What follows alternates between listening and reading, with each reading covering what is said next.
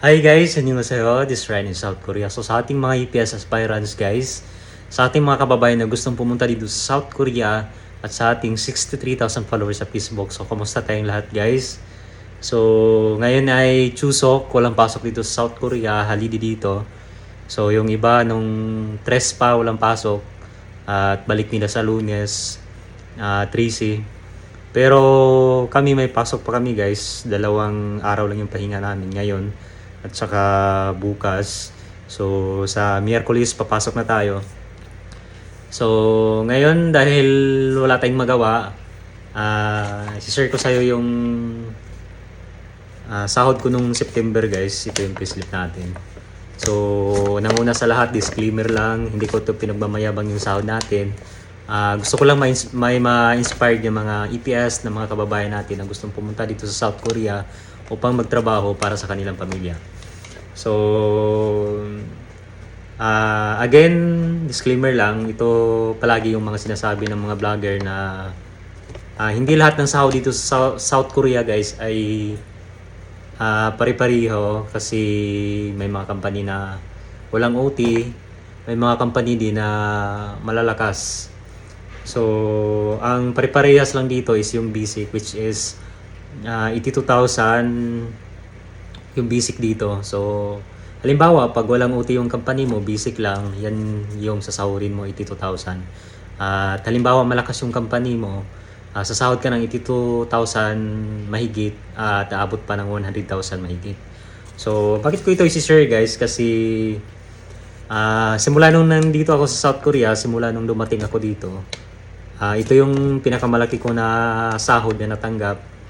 Ang sahod ko nung September kasi nung September may Sabado na kami. Kasi yung company namin guys, Monday to Friday. Actually malakas naman yung company namin kasi Monday to Friday laging may OT. 12 hours yung duty namin everyday, so laging may OT. At yun lang, wala kaming Sabado. Pero nitong mga nakaraan guys, may Sabado na kami. So itong September, may Sabado na kami yung sahod namin nung September.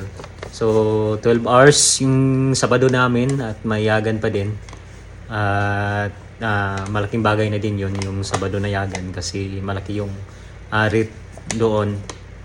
So yung company namin 12 hours, halimbawa ito yung pasok namin pang umaga or pang gabi. So malakas pa din, pero pag may Sabado talaga yan yung panghatak talaga ng sahod para makatanggap ka ng malaki na sahod. So ayun, tingnan na natin guys. Again, hindi natin ito pinagmamayabang. Gusto lang natin may ma-inspired ng mga EPS na pumunta gusto magtrabaho dito. Kasi katulad nyo guys, katulad nyo din ako dati na gustong pumunta dito at yung panonood ko ng mga vlogger na nandito na sa South Korea ay nagpapa-inspired sa akin upang magpatuloy, magpursige sa pag-aaral ng Korean language para makapunta dito sa South Korea. So, tingnan na natin guys ang sahod natin. So, bali ito na yung payslip natin guys. Ito yung pangalan ko sa Korean, Rayon. Kung basahin nila is Rayon. Yan yung tawag nila sa akin, Rayon. At ito yun, 2025-09, September 29. So, kasi yung sahod namin guys is every 29 of the month. Katapusan ng buwan yung sahod namin. Kasi may mga company kasi dito guys na every quincenas nagbibigay ng sahod. Sa amin, isang beses lang sa isang buwan. Which is yan yung mga kadalasan dito guys, yung buwanan ng sahod. So, ito yung payslip natin sa buwan ng September. So, ito yung gross pay natin guys, 4.2 million. So, ito yung pinakamalaki na sinahod ko simula nung dumating ako dito sa South Korea. 4,257,730 won. Korean won pa yan. Hindi pa yan piso. Pag i-convert natin yan sa piso guys, is umabot yan ng 174,000 mahigit. Ayan, yan yung 4.2 million. Pag kino-convert natin sa piso, umabot siya ng 174,000 mahigit. 41 yung palitan sa peso to Korean. Yan yung gross pay natin guys, pero simply may mga kaltas pa yan. Oo. Kasi yan talaga pag nagtatrabaho tayo sa ibang bansa, nagbabayad tayo ng tax, may mga benefits din tulad ng parang SS, yung ganon. Nagbabayad din kami dito. So yan yung gross pay natin. Pag kinakaltasan na yan, ito yung malinis natin. 3.7 million. Ito yung malinis natin. Ito yung buong kaltas natin. 532,370 Korean won. So nasa kalahating milyon din yung kaltas natin. Kalahating milyon mahigit. So from this kinaltasan ng ito yung malinis natin, yung net pay natin. Ito yung malinis, 3.7 million. 3,727,360 Korean won. So malaki-laki yung kinaltas, pero malaki-laki pa din yung itong net pay natin, itong malinis natin guys. Pag kino-convert natin to sa piso, nasa yung 3.7 pa kino-convert natin sa piso is nasa 152,000 mahigit yung malinis natin. So napakalaki pa rin, di ba? So hindi natin kayang sahurin sa Pinas yan. Hindi ko kayang sahurin sa Pinas yan. Ako, iwan ko lang sa inyo, pero sa akin hindi ko kayang sahurin yan sa Pinas kasi yung minimum lang ako doon. Nasa SM ako nagtatrabaho. Buwanan ko doon is 12,000 every month, 12,000 lang. Pero ito 152,000 mahigit sa piso. So napakalaki guys. Oo, napakalaki. Yan yung unang sahod natin. So ayan guys, yan yung ano natin. Ito yung pinakamalaki na sahod natin kasi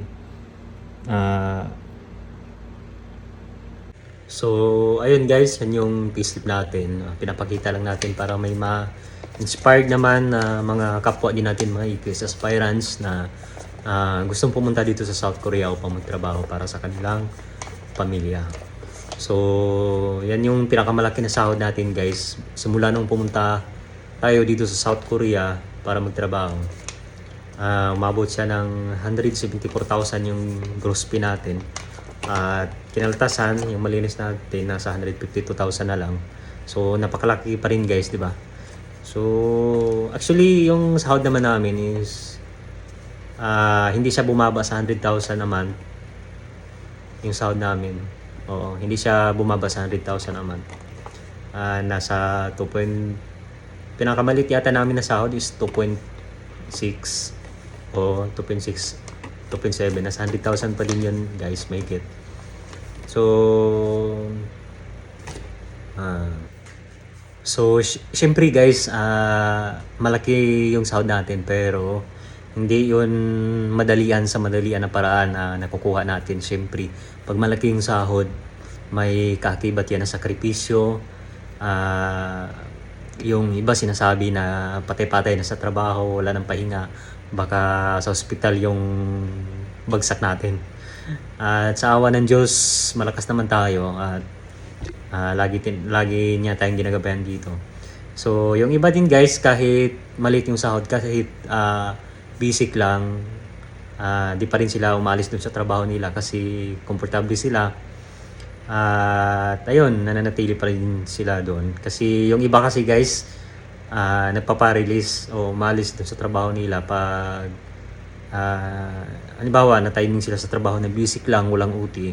So ayun, sumasahod lang sila ng 82,000 pababa. At ayun, naghanap ng malakas na company. So nagpapa-release, ang ginawa, nagpapa-release, naghanap ng company na malakas para malilipatan. So ayun guys, depende pa rin sa atin kung mananatili tayo, or kasi yung iba hinahanap talaga is OT, yung iba naman ay hinahanap yung comfort lang, yung comfort zone kung tawagin. So tayo, simula nung dumating tayo dito, ganito na talaga yung company namin, 8 to 8 yung pasok, lagi may OT araw-araw. So na-timing tayo sa malakas na company, pero ganun din paman guys, grabe yung pagod. Yung puyat, panggabi, grabe yung puyat, yung pagod. So ngayon, bahay at saka trabaho na lang tayo. So ayun, kailangan natin musika para sa pamilya, para sa pangarap natin. So sa ating mga EPS aspirants guys na gustong pumunta dito para makatulong din sa pamilya. So yan naman talaga yung unang goal natin para mag-ibang bansa para sa pamilya natin, ano. Kasi pag sa sarili lang talaga natin, mas masarap talaga yung itulong tayo guys sa ating mga pamilya. Para kahit papaano makabawi tayo. So masasabi ko lang sa ating mga EPS aspirants, hindi ko pinagmamayabang itong payslip kasi katulad nyo din ako dati na gustong pumunta dito at nakinood lang ng mga vlogger dito sa South Korea para ma-inspired. Unang napa-inspired sa akin dati guys is yung sahod nila. Kasi sabi ko sa sarili ko, gusto ko din maranasan, ma-experience yung ganyan, kalaki na sahod. At hindi ko makapaniwala na ngayon naranasan ko na. So, tiwala lang, keep faith, lagi magdasal sa Panginoon at ito yung masasabi ko guys sa proseso nyo. Huwag nyo talaga samahan ng kalukuhan o ano. Kasi halimbawa, ako kasi nag-aaral ako ng Korean language habang nagtatrabaho, sobrang hirap. Pero talagang yung desire ko, hindi ko sinukuan, talaga nagprosige ako. Pero sa proseso hindi ko talaga sinamahan ng mga kalukuhan o halimbawa pambababae pag may asawa ka na, ganun. Talagang seryoso ako guys para mas lalo tayong i-bless ni Lord. Laging sama ang Panginoon. Hanapin muna ang Panginoon kasi sabi nga, hanapin mo muna ang Panginoon kasi mas magandang may Diyos ka muna bago ang pangarap mo. Para may kasama kanto pa rin ang pangarap mo. So Diyos muna bago ang pangarap. Para sa pagtupad ng pangarap mo, may Diyos ka na tutulong sa'yo. So, ayun guys, good luck po sa mga kababayan natin na gusto din pumunta dito sa South Korea. Alam ko na hindi lahat may privilege, binigyan ng privilege ng Panginoon para makapunta dito sa South Korea. Kasi maraming gustong pumunta dito, yung iba hindi nakapunta. So, ayun, pagdarasal lang natin.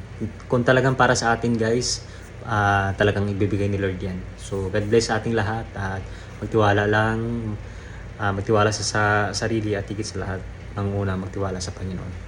So, ayun, God bless all.